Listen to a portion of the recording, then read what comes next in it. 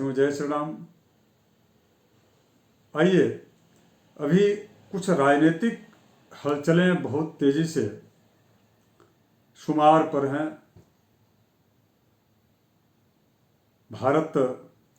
भारतीय जो व्यवस्था है, परंपरा है, यह लोकतांत्रिक परंपरा है, लोकतांत्रिक देश है। इसमें जनता जनार्दन जिसको चाहती है उसको सत्ता पर बिठाती है और जिसको चाहती है उसको सत्ता से हटाती है। निश्चित रूप से यह बहुत ही गौरवशाली परंपरा हमारे देश की रही है। ऐसी स्थिति में भारत का सबसे बड़ा राज्य, जहां 24 करोड़ से 25 करोड़ की लगभग जनता निवास करती है, उस प्रदेश का नाम है उत्तर प्रदेश। और संयोग से उस उत्तर प्रदेश का निवासी मैं भी हूं। तो उस उत्तर प्रदेश में अभी चुनाव होने जा रहा है। सबकी रथ जो है उस सम्रांगण में उतरने के लिए तैयार हो गया है, सुसज्जित हो गया है। कुछ सैनिक इधर से उधर भाग रहे हैं, कुछ सैनिक उधर से इधर भाग रहे हैं। ये कहा जाए कि भागम भाग की स्थिति बनी हुई है। भारतीय जनता पार्टी की सरकार थी। योगी आदित्यनाथ जी अभी मुख्यमंत्री जो वर्तमान में हैं, उनके नेतृत्व में यह चुनाव भी लड़ा जा रहा है। योगी आदित्यनाथ जी के नेतृत्व में यह चुनाव इसलिए विशेष चर्चा का विषय है क्योंकि वे हिंदू सांस्कृतिक राष्ट्रवाद की कल्पना को जमीन पर उकेरने और उसको उतारने का भरसक प्रयास करते हैं और यह उनका प्रयास बड़ा ही सराहनीय है। इसलिए सराहनीय है क्योंकि आपने देखा होगा कि प्रायः हिंदू मुस्लिम ऐसा इस प्रकार की स्थितियां पूर्व की सरकारों में करके और विवाद की स्थिति उत्पन्न होना और कई प्रकार के जिसमें कि कई प्रकार से दंगे इत्यादि का होना। उन दंगों में सबसे दिलचस्प बात यह रहती थी कि हिंदू भी मरते थे और मुस्लिम भी मरते थे। तो ये सब स्थितियां पूर्व के सरकार अर्थात योगी आदित्यनाथ जी के नेतृत्व में यह नहीं रहा है। ये तो निष्पक्षता से यदि कहा जाए तो हर व्यक्ति इसको स्वीकार करने के लिए तैयार है। उसके बाद सबसे बड़ी जो बात रही है कि उत्तर प्रदेश में भगवान श्री राम और भगवान श्री कृष्ण का अवतार हुआ। भगवान श्री राम के जन्मभूमि अयोध्या में माननीय न्यायालय के आदेश के बाद उसके पश्चात वहाँ पर शांतिपूर्वक किसी भी प्रकार का कोई न दंगा हुआ न कोई फसाद हुआ। निर्णय निष्पक्ष रूप से न्यायालय ने दिया और वहाँ पर मंदिर का निर्माण भी शुरू हो चुका है और अब तक कोई दंगा फसाद नहीं हुआ। तो ये बहुत बड़ा जो है यह यदि देखा जाए तो यह इसमें योगी आदित्यनाथ जी के कुशल नेतृत्व का ही योगदान रहा है। तो ऐसी स्थिति में और अभी वर्तमान की चुनावी स्थिति में ढेर सारे बीजेपी के विधायक स्वयं प्रसाद मौर्य के साथ में जाकर के सपा में शामिल हुए हैं। कुछ उनके भी लोग इसमें आए हैं बीजेपी में। और सबसे बड़ी बात, दिलचस्प बात यह है कि अभी अपर्णा यादव जो है वह मुलायम सिंह यादव जी के परिवार की बहू हैं और वो बीजेपी में शामिल हुई हैं। तो इस प्रकार की स्थितियां बनी हुई हैं। कुछ लोग कांग्रेस में जा रहे हैं, कुछ लोग रालोद में जा रहे हैं बीजेपी से निकल करके, तो कुछ लोग, ढेर सारे लोग ऐसे भी हैं जो कि बीजेपी में भी आ रहे हैं। तो ये सब का राजनीतिक व्यवस्था है। अभी सब चीज़ों पर मैं क्या टिप्पणी कर सकता हूँ, किंतु मैं आज इस वीडियो में योगी आदित्यनाथ जी के कुंडली को लेकर के मैं चर्चा करने वाला हूँ कि उत्तर प्रदेश में किसकी सरकार बनने वाली है। बड़ा ही रोचक विषय हो गया है। उत्तर प्रदेश की स्थिति आप सब लगभग जानते हैं और अभी वर्तमान में गोचर की स्थिति जो है, वर्तमान की जो स्थिति गोचर की है उसमें आप देखे होंगे कि शनि मकर राशि में है और मकर राशि के पश्चात जो है कुंभ राशि में गुरु हैं। तो निश्चित रूप से न्याय के जो देवता हैं, न्यायाधीश शनि स्वगृह अपने अपने घर में मकर में हैं और न्यायाधीश के घर में जो न्याय करने वाला जो ग्रह हैं शनि, उनके घर में धर्म के जो गुरु हैं वो वहाँ पर विराजित हैं। तो ये कहा जाए कि धर्म और जो है धर्म, इस धर्म युद्ध में धर्म योद्धा योगी आदित्यनाथ जी की कुंडली बड़ी जो है प्रमुख हो जाती है कि उनके इस समय यूपी में कितने सीट आने वाले हैं।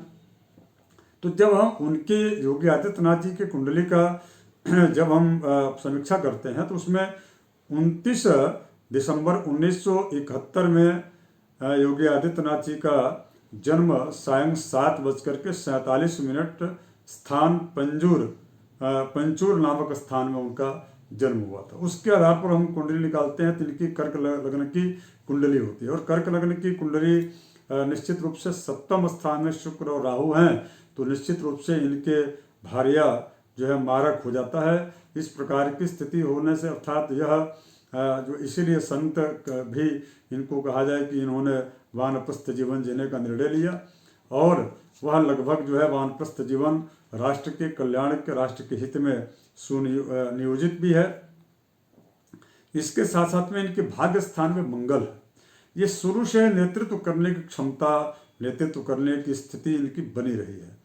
और सबसे बड़ी बात यह कि जनाधार की जो बात है तो वह पंचमेश जो है वो भाग्य स्थान में मंगल है और भाग्य स्थान में जो मंगल है वह पंचमेश यानी कि पंचम स्थान में बृहस्पति है।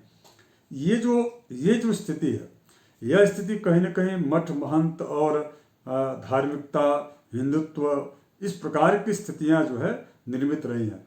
लेकिन सबसे बड़ी बात यह है कि बृहस्पति और बुध भाग्येश बृहस्पति पंचम भाव में स्थित है। इसका मतलब कि योगी आदित्यनाथ जी का उनका जो जनाधार है बहुत विशाल है। निश्चित रूप से उनके समक्ष शायद कोई वर्तमान के राजनीतिक परिवेश में कोई चेहरा नहीं है, इसलिए बहुत दमदारी से चुनाव ये लड़ रहे हैं और लड़ेंगे।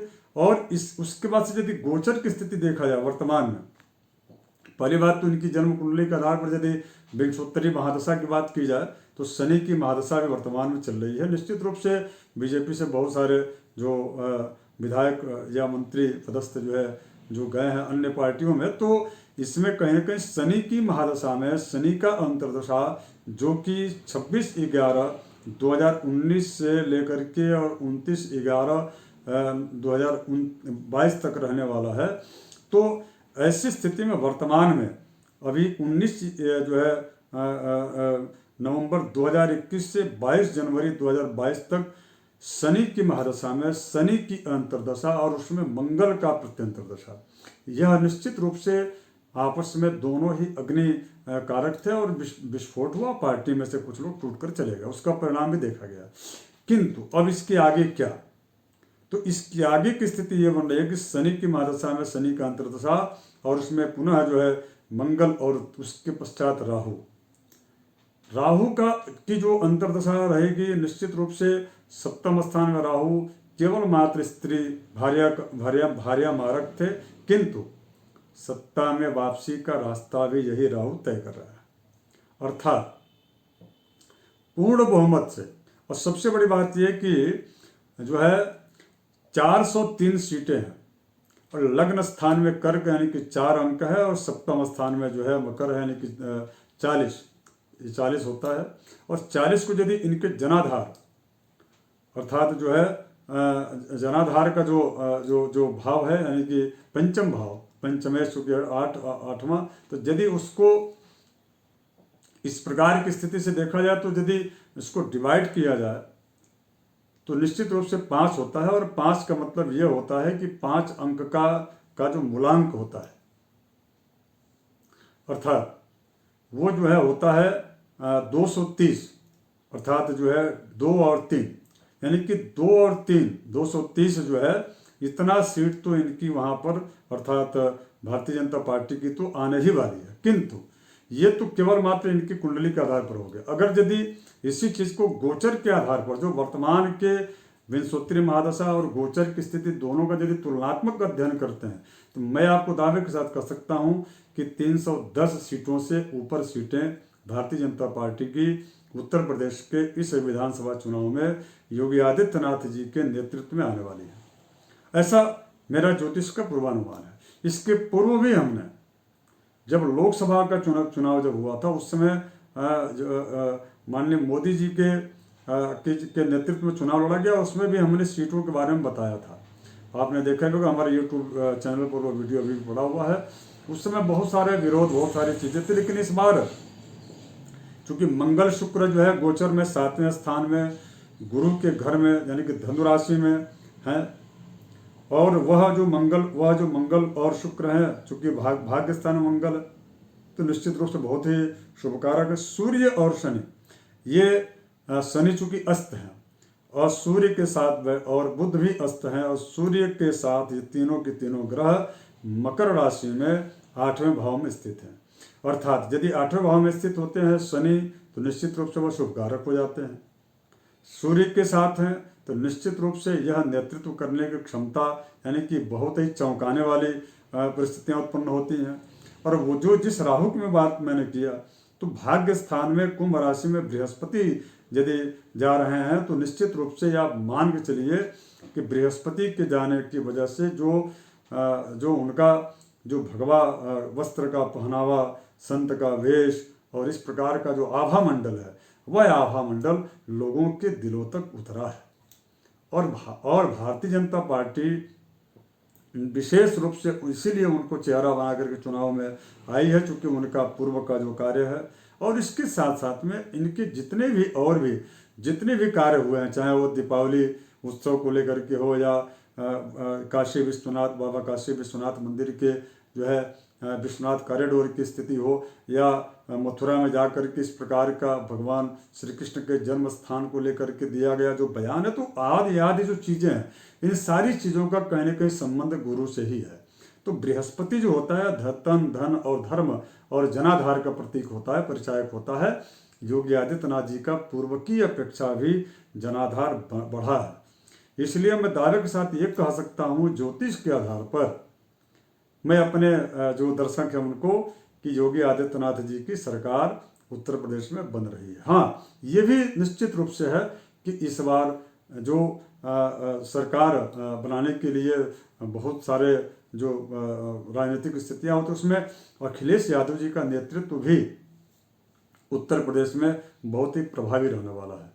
अर्थात दूसरे नंबर पर अखिलेश यादव जी रहेंगे। इसके अलावा दोनों पार्टियां, अर्थात जो कांग्रेस है और बसपा है, तो इसका बहुत ज़्यादा कोई अभी के राजनीतिक स्थिति और ग्रहों की स्थिति को देख करके बहुत अच्छा है, ये लोग प्रदर्शन नहीं कर पा रहे हैं। कुल मिला